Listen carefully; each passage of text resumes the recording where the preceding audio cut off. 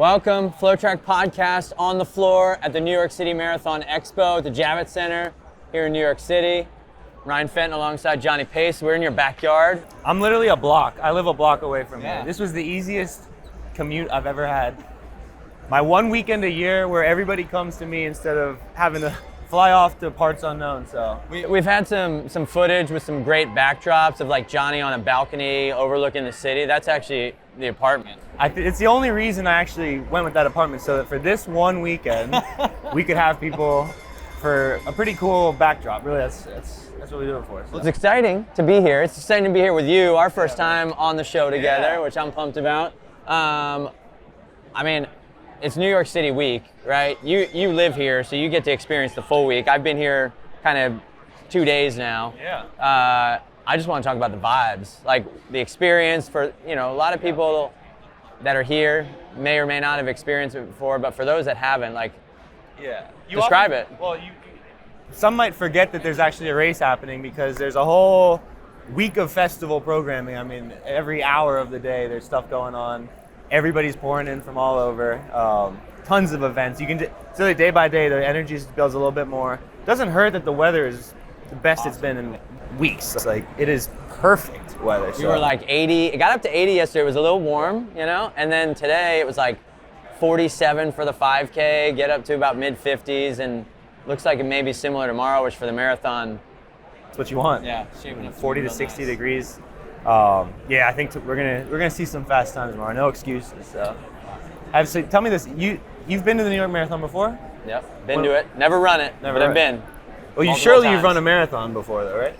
No, it's a sore spot. So thanks for bringing it up. But no, not yet. Not yet. No. Maybe next year. But well, cool. So we've been busy, right? We've hit the ground running. We have.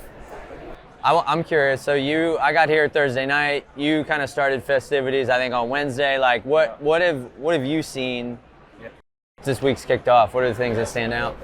Let me see. Well, for me, it started. Nike had me out, as well as other members like the New York running community. Also, journalists, runners, all sorts of people that are part of this community, and they had us for a dinner to kind of kick things off.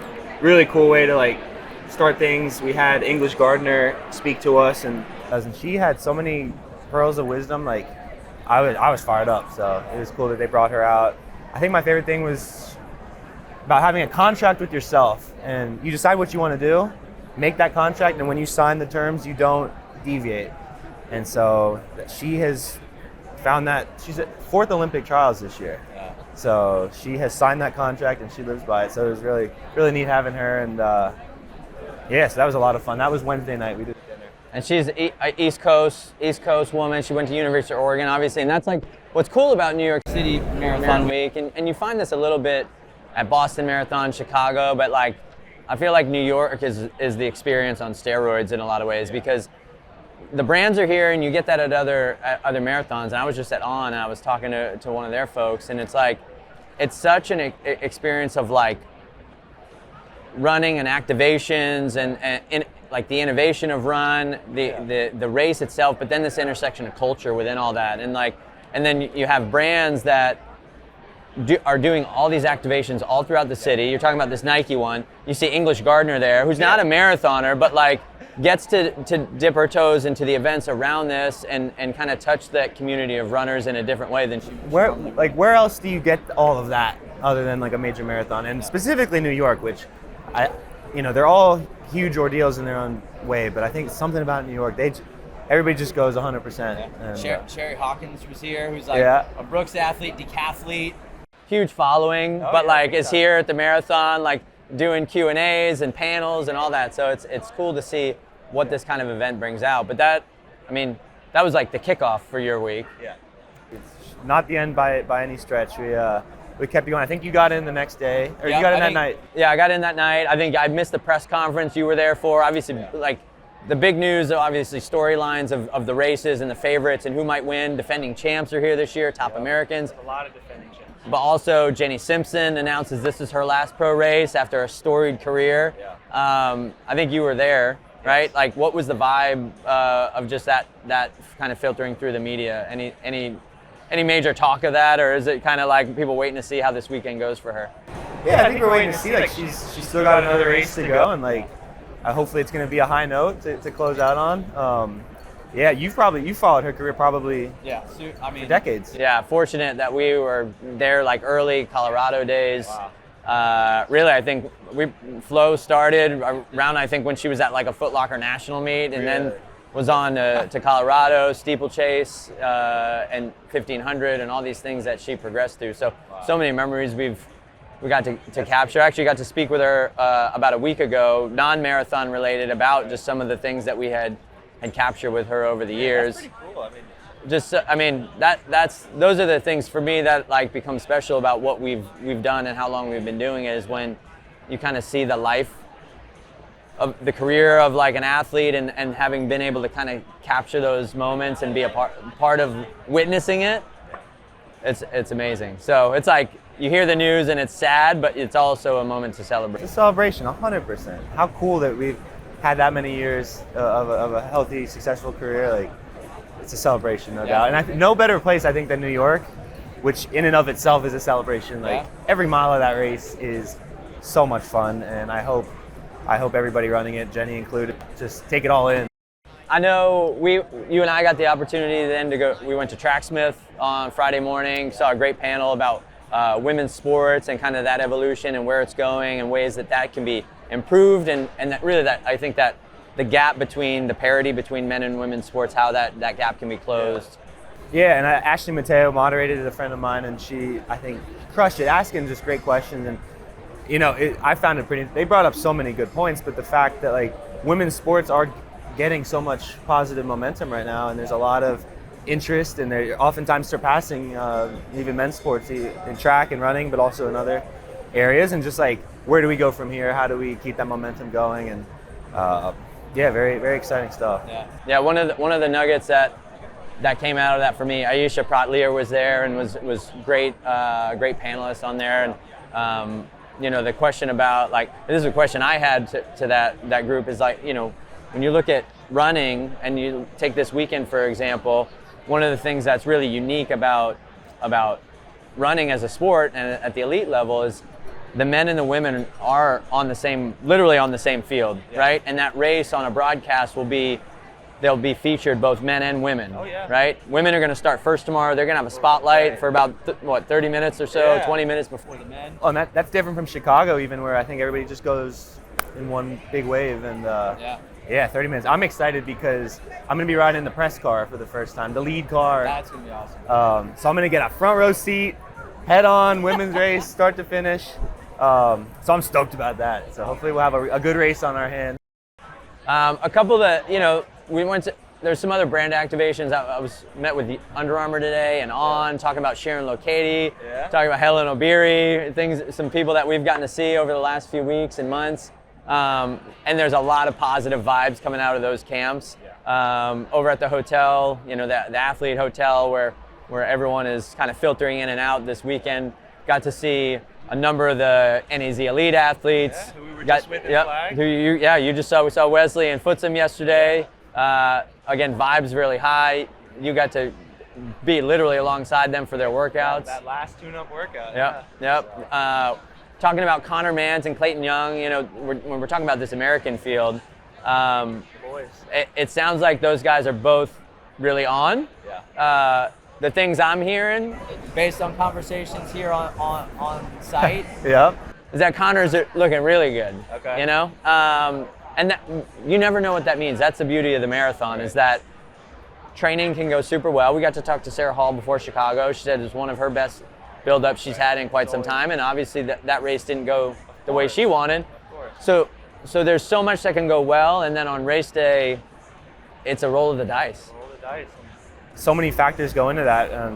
New York, I mean, not the most straightforward course. There's a lot of ups and downs, and it's not, like a Chicago pancake flat the whole time. Like, there's moves that'll be made, and all sorts of variables. Again, the weather pretty great, so we love that. But yeah, it's anybody's race on the day, to be honest. And that's what they always say, right? It's like, how do you do on the day? I guess we'll find out. We got to see, we were at the Brooks event last night. They had a panel with a few of their marathoners. Jessica McLean was there, CJ Albertson was there. Doubling back.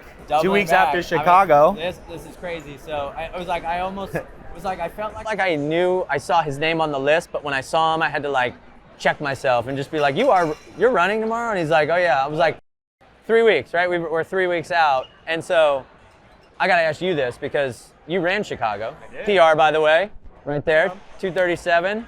Watch out, watch out. I'm number 2 now on the FloTrack Marathon leaderboard, which we just started. List, right? Mark Floriani, our founder, still sits atop from New York. Okay. 2:36. So Mark, I'm coming for you. But at that event last night, I was asking CJ. He's obviously run multiple marathons throughout the year. Last year he had 7 days between 2 2:11 performances. But again, having just done one 3 weeks ago, what's your body feeling like? You told me you ran the day after, so I know you were back out there. But like getting ready to run at the level he's at, trying to hit PR and top 10 and all that kind of stuff. Like how tough is that? Well, of course it's very tough. I mean, oftentimes the average person may not run for 10 days at least. And like the marathon takes a huge physical toll, way more than any other event. I mean, as it goes up, the toll gets higher and higher. And it's, of course, you could probably complete a marathon 2 or 3 weeks later. The question is, how sharp will you be? CJ built different for sure.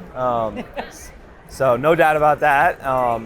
I think it's doable. I think that's the right. If it was a week, 2 weeks, that's pushing it. I think 3 weeks, that's a reasonable time to pull it together. And I'm optimistic. I think he's gonna have a good one. It's crazy that you're saying it's a reasonable time because it's just like not too long ago. And I was talking to people last night at these activations to think about that recovery, both physically, as you mentioned, but mentally, the preparation, kind of the thought and care that goes into all of that. You know, CJ, I said, how's the body feeling? He's like, everything's actually pretty good. The thing I'm trying not to do is get sick, you know? So it's like there's that element to it. He's a dad with 2 kids, 2 young kids. It's like, I've got a 2.5-year-old. You're constantly dodging daycare, like snot and sneezes and all these things. But it's just amazing to think that like we're in a day and age where you're hitting it that quickly at that level. And he's ran 2:08. Sure, he knows what these other top Americans are gunning for. He's gonna go for it again. I agree, and deep field, a lot of he'll have plenty of people to run with, that's for sure. And I did, and just touch. This is my theory. I didn't do marathons before the carbon era, but I really feel like the shoes these days really help you kind of come back and bounce back a lot quicker. Not just on race day, but in the days and weeks following that. So, hoping CJ feeling fresh and ready to rip. I do have to share this nugget that I was told yesterday. I mentioned that you told me you ran the day after Chicago, which I was like, man, that's pretty good. Like you said, most people take some days off. Most people are sore. You were back at it. I was told that after all of his marathons, CJ goes for an afternoon run after the marathon. Just why not add a few more miles, right? Not enough on you're not gonna shake it out and loosen it up? Right. So I'm trusting the folks that I'm hearing this from know him pretty well. Yeah. We're obviously at a Brooks event. You can imagine there were a number of Brooks people that know CJ pretty well. Yeah. But I just was like, man, he is literally just on to the next, ready. I was at activation earlier today. They had the coffee club guys doing a live podcast. Morgan McDonald and Ollie Hoare. How the boys doing? They were doing great. Big crowd. Yeah. And then following that up was a screening that was led by Rich Roll. No. So it's just like the big names are out. Yeah. The big names are out here and ready to go. So it was just so much to see. If you ever have the opportunity to get to New York, whether you're running or not, I definitely would say take the opportunity, because between the experience through just walking through the expo to being on the race course, running through Central Park, seeing the finish line, seeing all the atmosphere, and then everything that the brands are doing that you can be a part of. Free activations that you just sign up and show up for, meet famous athletes, just famous influencers, creators, whatever it might be. And the community, I mean, it's people coming in from all cities. A lot of run clubs, for example, that have chapters all over the world, and they get together on this for a shakeout run, for example. Like, it's super cool. It's such a unique community opportunity. And is just hard to find anywhere else. And I tell anybody that will listen, like, if they're on the fence, just do it. Just come out and see for yourself, you know? Yeah. Well, we're talking a lot of sights and sounds. We're bopping around just like we've been bopping around all over the city. We've got a few more things this evening, but I know you and Ashley talked about kind of the big storylines earlier this week in the show, so I don't know that we dig too far deep. You can go watch that episode of the FloTrack pod, but obviously the big storylines on the men's side with Terramat Tola trying to come back, defend his title. Yep. His course record after winning the Olympics, setting an Olympic record, and then on the women's side with Helen Obiri. Helen Obiri winning both Boston and New York last year, winning Boston again this year, third at the Olympics, trying to now repeat the double 2 years in a row, which is unbelievable to think about. Sharon's not gonna let it go easy. I think she's got a great race on her hands there. Yeah, I mean, Sharon won here, was on the podium another time. She had a bit of a waiting game to hear if she was going to make the Olympics. I think wasn't named at first, then named. Goes and finishes fourth. Now back here in New York. I mean, it's like, and those are just two women of that field. I mean, I'm excited to see like Ternish DeBaba's in there, Vivian Chariot, who like being the dinosaur at FloTrack. Those are the names that like were the massive stars on the women's scene for years, and they're back at it after a little while. So, well, what do you predict? How do you think it's gonna go down? I mean, you got what, 5, 6 women that have run under 220. I mean, traditionally New York has been a course that's like low 220s, and you're really, really in the money. Yep. Sniffing a win, sniffing the podium, like, and now it's so hard to say. The conditions the way they are, it could be a fast race. And a fast race. You know, I think the course record last year in New York, being what it was with Tola, that was a big jump down in time for New York. So I think like anything's possible here. If it's a fast race, that probably whittles the field down a little bit. Like Sharon is a force. Her PR now you say only 222. So if there's a 217 race, the word on the street is like Helen's ready to go that hard. Yeah. That's gonna weed people out. But if it's more conservative, then you never know. There's a lot of experience in there. And there's gonna be a lot of folks up front that are gonna be hanging around for quite a while. And then Helen's got speed, right? So that's always something in her back pocket. But I don't know. Then there's the whole Americans. You think we're gonna see anybody on the podium? The podium is gonna be, again, I think if it's a fast race, I think podium could be tough. Could be tough. If we're talking low to mid 220s, then there's always a possibility. Because someone cracks a 223, 224 PR, we'll see.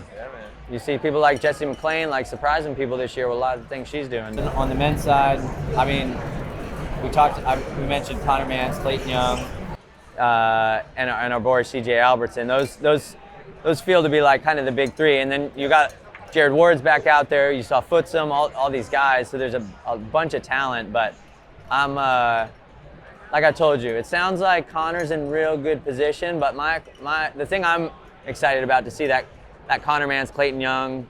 Yep. It's like a friendship and it's a training partners, but there's also like some competitiveness there. Obviously, you know, you remember the trials race, and it happened at one of the USATF road championships over the past year where like those guys were neck and neck. Yeah. And they both times seemed like Clayton Young had it in the tank, but he just like chilled and he's like, we're gonna finish together. At some point I'm wondering when we're gonna see that. If that situation comes up again, when does Clayton Young finally say, all right, I'm going to take this dub? Clayton's turn. Yeah. So we'll see. We'll see if Well, that's this week. I thought it was cool that they ripped a 10 miler this month in like a course record, like 47 minutes or something crazy fast. I think that'll be great. Like, They've clearly like covered all their bases, right? Like they're fast, their endurance base is there, like they have the hills experience from Paris, like they're ready to go. So. Well, we got man, I'm trying to do math in my head. It's almost 4 p.m. in New York City. We got 8:30 a.m. tomorrow. Things kick off, so not a lot of time. What do people expect tomorrow, Johnny? What are they going to see? Well, we got a whole team. We got, I think, 4 folks out here. We're gonna be obviously I'll be on the car, so we'll get those shots coming to you live. Hopefully some live updates, any big race updates. Yeah, we got teams ripping, post race. We got people on the finish line. So Flo's gonna be here. We're gonna deliver. Cool. Yeah. So tune in to all that coverage. Again, Johnny on the lead car. We'll have updates on social media. We'll have video interviews afterwards, and capturing all the race footage, not race footage, I should say, but the race updates and then the voices of those athletes afterwards. But until then, got a few more things to do here in NYC. I mean, you got like 8 more things to do tonight. So love it. The action never stops here. But tune in. Definitely check it out live on television and online. And we'll be with you there tomorrow, bringing it all the way.